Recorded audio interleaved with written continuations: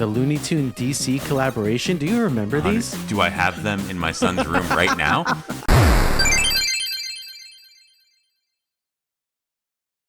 Yo, what's up, everybody? Welcome once again. We are here at the Doppel Arcade. It's Dire Past Level, the gaming podcast that remembers. We are here with our resident Sega cousin, the friend across the street with the Dreamcast. Say hello to the man who grew up in the woods, TDK. How you doing? Ray, you're back from the woods, man. You were greatly missed. It feels like a long time since I've really been educated about all things Street Fighter. Trip was really awesome. Had a great time. Some real core memories definitely made. Kim asked our oldest if she wanted to go skiing. So she was like, yeah. Kim's like, well, I don't, but you know, your dad will go with you. That's kind of what ended up happening. We're in Zurich and she's explained to me what we're doing. And I'm like, okay, that sounds a little tricky to navigate, but I'm game. It sounds fun. But and you're like an experienced skier. You can teach her. Absolutely not, dude. No? I've never skied in my life. California kid, no skiing. And we're in like a city, and the mountain where we're going to go skiing is like a 3-hour trip away on multiple different trains and buses just to go from point A to point B, beginning to end. Where I started and where I ended was like, dude, I can't believe Kim's making me do this. And like at the end, when I'm on the blast bus back to Zurich, we made it and we had a great time. And just being like, man, I am so glad Kim made me do this. You know what I mean? It was just core memory for my daughter, core memory for me. It was tricky and it wasn't easy, but we did it. That's kind of what made the trip so awesome. And to me, they say it all the time, right? But it's the journey kind 100%. Of mentality, but it really was. That's awesome, dude. Skiing is technical.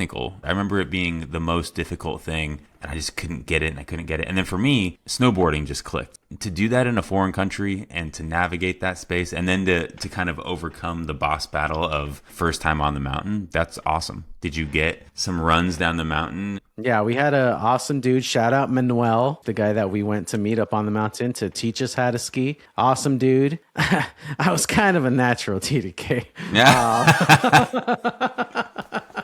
I didn't fall, so that was nice. And that meant that I could kind of like focus on supporting Noah too. She fell a bit at the beginning, but she laughed it off. Good hand-eye coordination, good balance kind of kid. When it comes to things like that, she gets pretty determined to complete the task. Are you guys hooked? Are you like going up to Mammoth? Man, I really like skiing, but I told my wife as soon as I got back, I was like, man, it's fun, but it's such an inconvenient hobby. The carrying of all the stuff. Noah's getting big, but she was still like, Dad, I can't hold all of this. And so I'm holding my stuff. I'm holding her stuff. I mean, this from the kid who rode 4 miles each way with 3 people on a BMX bike just to play some early proto of Dance Dance Revolution at the mall with 2 quarters. And yet skiing is too much of a hassle. Put Dance Dance Revolution at the top of that mountain and it changes everything. I love that story. I would be remiss if I didn't tell you, because we are a nostalgia podcast and obviously I grew up in the woods, but what that means is I grew up at the base of a mountain. Obviously there's like the big part of the mountain. This is night skiing. It's after school, right? So by the time you get up there, it's dark. They throw the floodlights on and there's just that kind of 2-seater super rickety green chair that goes really slow up like the one portion of the mountain that's still lit. You'd bring all your gear to school, bring your snowboard, you bring your boots, or if you rented, you could rent. You do all this just to like get on the mountain, and then you're basically just in high school on a mountain, so you're just hoping to sit next to the cute girl on the gondola ride up there, and then you get on the ride and you're like, what am I going to say to this girl? And it's freezing, and dang, that was fun. Good times. If you did the very full, complete experience of skiing and snowboarding like I did as a kid, afterwards, you finally got home. It's late. You got off the bus. But before you went to bed, you fired up that N64 and you played 1080 snowboarding. We did get back and play some video games, so it's not too far of a stretch. As I told you guys, I went to Seb's place, who was a guest on the podcast a couple of weeks ago. And he hosted us, and he has 2 boys. And our 2 girls are the same age as his 2 boys. Lots of video games were involved. And one game that always came back into the mix, and I highly recommend every parent get for their kids just because it's a good time for everybody. It's called Boomerang Foo. Premise is simple. I think it's a roster of 10 different foods. There's a donut, a cup of coffee, a sushi, burger, a bottle of hot sauce, all these different characters. It's like a free-for-all battle royale where you just throw boomerangs at each other and the last piece of food alive wins. Something I'm super interested in, and I think this can lead us into our own versions of this in our own childhood. You just went on a major cross-world global trip with pretty young kids, and you're the gamer guy. So when I remember doing long road trips, we're talking like all the games we had in the back and loading up on all of our kind of accoutrement to keep our attention spans. What are kids playing? Do they all have their own Nintendo Switch? What are the games they're playing? What's the gaming go-to plan for traveling with kids right now? The girls were just really excited to be on a plane that had a television on the seat. True, we didn't have that back then. And these televisions on the seats have games. They were playing games that were baked into the airline system. And then when that got old, I had my Switch. I'd be playing something, and then they'd see me playing it and be like, Dad, can I play? I'm like, fine. I traveled a lot this last decade for work. I was doing a lot of like solo international travel. Usually was on Delta. My boss at the time had told me like pick an airline and stick with it because you'll get rewards and ultimately we'll spend less money.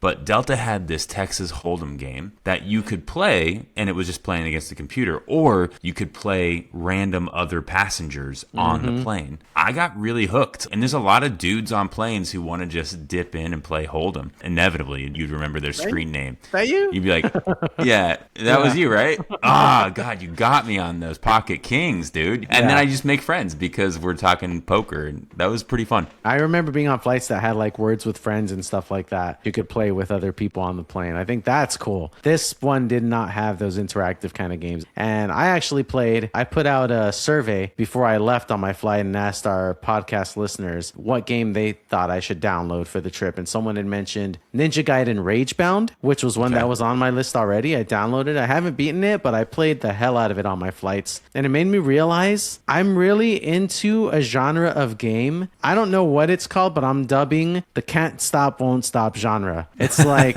if you're going from left to right, let's say, you never have to let go of pressing forward. You Just jump, you hit the charging. thing, double jump off of the enemy, bounce off this, do a grapple off of that, trying not to break that momentum. And I Right. love the rhythm of that. You know when you're a kid and you're playing like Super Mario Kart and you know you should let up off the gas on the corners, you just can't stop jamming. The reason I even have the term is because I remember playing Super Mario Brothers on the Wii with friends. We'd say it to each other. All right, guys, can't stop, won't stop. Because if one person's running, you're going to leave everyone behind. So we all hold run and we all press right. Yeah. I'm not stopping. Keep up, keep up. This is applicable to a lot of things because now all of a sudden you're reminding me of co-op beat 'em ups in like arcades, Simpsons, Avengers, X-Men. There's always that one dude who's just lagging and you all can't move forward. You're like, Scott, pick it up, dude. There I was like, ding, ding, ding, ding, ding. Yeah. Come on, dude, let's go. Even in real life, speed running in like rock climbing, it's the coolest thing ever. It's become such a common term. Some people use it humorously, like, oh man, that guy sped run his burger. I'm about to speed run this pizza. Yeah, I love that. Okay, when you're 10, 11, 12, you have to drive to grandma's house. We're going on a road trip. We're going camping or whatever your Right. family did. 2 hours plus. What are you bringing in the car? What was the gaming device? What were the different little gimmicks that you had just to keep you alive so you weren't just straight looking out the window? All right, so I'm going to hit you with two. One is going to be obvious, and the other is I know there are listeners out there that are on board with me, so please If you say Ritz cracker, I'm going to be... It's called the Ritz Cracker Blitz. So the first one, and I mentioned it on our last episode, I believe, but it was one that we definitely would bring out all the time. The huge brick of a Game Boy with an additional 10-pound thing that you just hooked onto it that had a flashlight, that had a magnifying glass that went over the screen. Oh, yeah. What was that called? Mine's had speakers on the side that folded out too. Yes.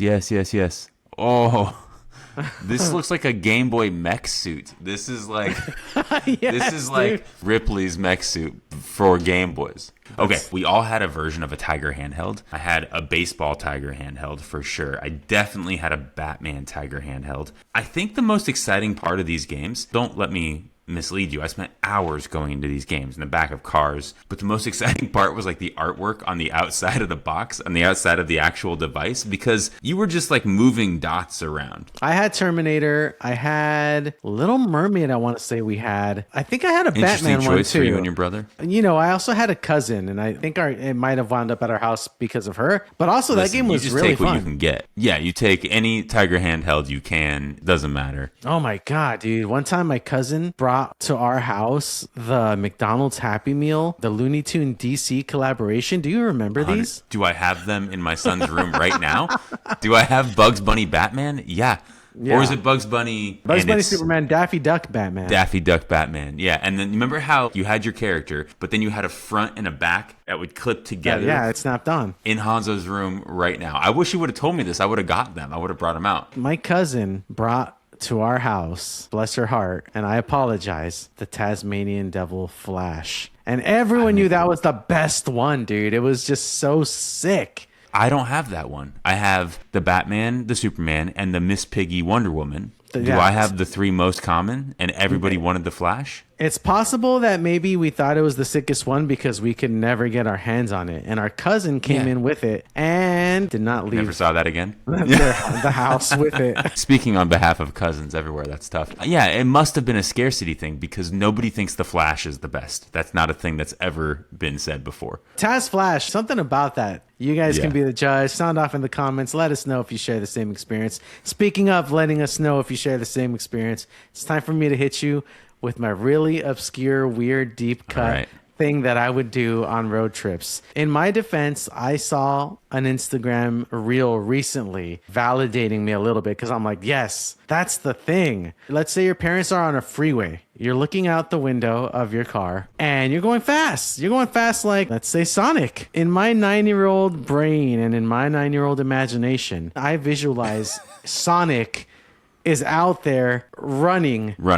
Alongside the car. Jumping over the car, jumping on the car, bouncing onto the freeway rings. sign, getting some rings. Most times for me it was Mega Man, but like I played this game on road trips like 20 minutes on end just to kill time. I want listeners to share if they did this too. I can't be the only one. I've 100% done this. I didn't realize you were talking about like a mental game as opposed to like an actual game. Yeah, absolutely. I have a couple different versions of it. I probably did a Sonic now and then. My biggest one though is when I'm a kid, I'm driving on rural roads. There's a lot of agricultural farmland. There's a lot of hills. And of course there's ditches. Every time there's a ditch, but there's a culvert where the water was going to run under the road. There's a big ramp up of ground over the culvert so people can't run into that. So of course for me it's like, how would I hit that jump on my sweet bike, right? Like it's like I'm going fast on a motorcycle or a dirt bike or a BMX bike. I'm seeing the jump. I'm seeing how I'd hit it. I think I also had a pretty robust hoverboard version of what you're talking about. Back to the Future 2, if I had the hoverboard,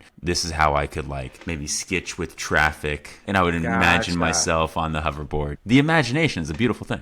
So the main character in your game was you. Yeah. Whoa.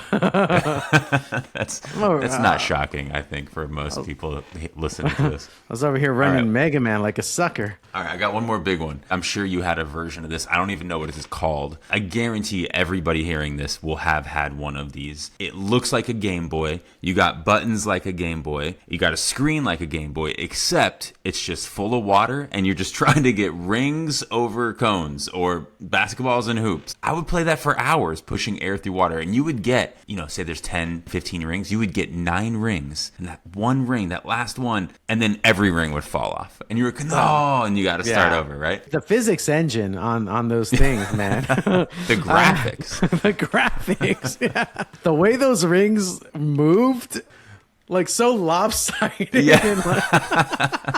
That's so funny. You're so right.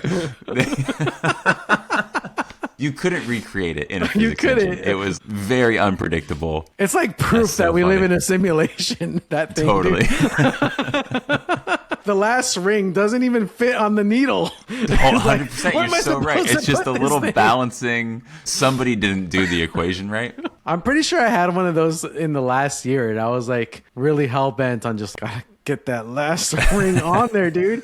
My son is on the birthday party circuit right now. He's in that age, and it's like summer's coming, and all his friends are like turning 6 right now. Last weekend, we had 3 birthday parties, and when you leave these birthday parties, you get a bag full of swag. I'm sure you know. Usually it's candy and like maybe sunglasses or whatever. But in one of these bags was one of these water ring games. And I thought like, oh, this isn't going to hold his interest in the world of Jurassic Park and, you know, all the stuff we're doing. I'm telling you, man, that kid sat and played that game for a solid hour. Something about it, it still hits. It still got it. That reminds me, and I actually looked it up earlier today, trying my best to find this thing that me and my brother once discovered at KB Toys. I don't think I found it, but I found like a close enough approximation of it, and I think it's probably by the same brand. Just like that bubble thing with the water and the rings, this toy company came up with like a collection of various different ones of those kinds of handheld games. One was water-based like that. There was another one had like little handles like a ping pong machine, and you could like hit a metal ball. One Like was a, baseball. No, I had that. And there were little holes. You could hit a single or a double. Yeah, Right. it's like a little marble-based game. Yeah, me and my brother got super into them. We started collecting them. I'm not convinced that these are the exact same ones, but the ones I found are called Tommy Pocketeers. Definitely resemble what I had. But like I said, I'm still on the hunt, man. What I'm looking for is out there.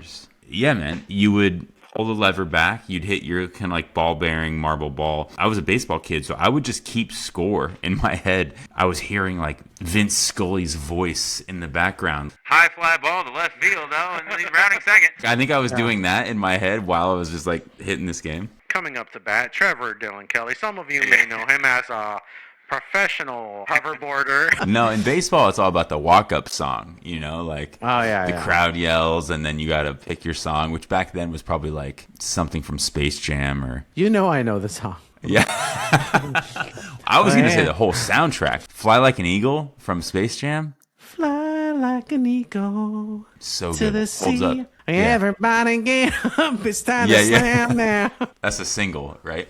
Basketball Jones. I got the Basketball Jones. Oh my God.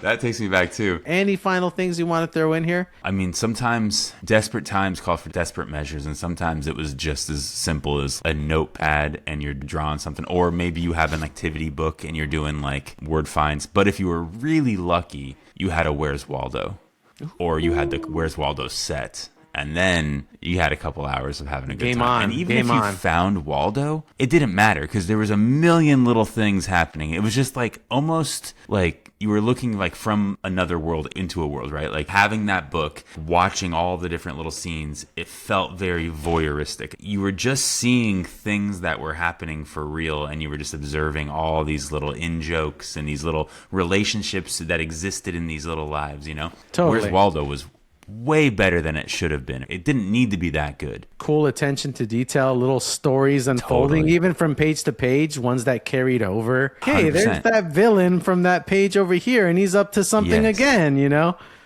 Waldo is not the worst part. Just he's not the highlight of those books. Like you found him, like, oh, cool, I found him. Like, I feel accomplishment, but I'm still going to linger on this page. Yeah. And I don't know about you, but I had like an X-Men 93 version of Where's Waldo. I had a Spider-Man one. I actually remember a very specific page where it was like all Spider-Mans. And so like it was like really tricky to find the ones you really needed to find. I actually randomly came across that book at the school I teach at recently, and I was like, oh my God. Did you just sit down for a bit? Yeah, and just like, I was like, no way, dude. I remember all of this. That's why it's so fresh in my mind. Because, yeah, I was like, holy crap, dude. I thought I'd never see this thing again. And then the bonus content, when you beat the game, and then you go to the last page, and it gives you a list of extra things to find. I don't know if I knew that, but I do remember the thing that I always did was like, I'd look at the back of the book and there would always be one or two Where's Waldo's that I didn't have. The turquoise one, I was like, oh, I don't have that like blue-green one. Like, what is that one, you know? I had the primary colors, but I didn't have that exotic one. Mom! Yeah, totally. Yeah. This has inspired me. I'm going to take a road trip with my kid. I need to just put him in a car. It can't just be like to grandma's house. It has to be a destination that's like, it can be cheesy. It could be a big ball of yarn or whatever. It's got to just be like, you got to be in the back. You got to be bored. You got to look out the window, and we're just going to do it. Just imagine Sonic's out there, kid. It's going to be all right. As always, it's been a fun journey down memory lane on this road trip we call life. So thank you all for listening, and we will see you on the next one. Everybody, have a great night. Peace out. Hey everybody, it's Ray here. Just wanted to thank you for tuning into the Dire Past Level podcast. If you want to hang out and join us for the next episode, make sure to like and subscribe. That way you're notified when our next episode releases. If you really liked it, you'd do us a solid if you left us a review. Reviews are a great way to spread the word about our podcast, and the more gamers to share these stories with, the better. All right, we'll see you next week. Have a good one. There we go.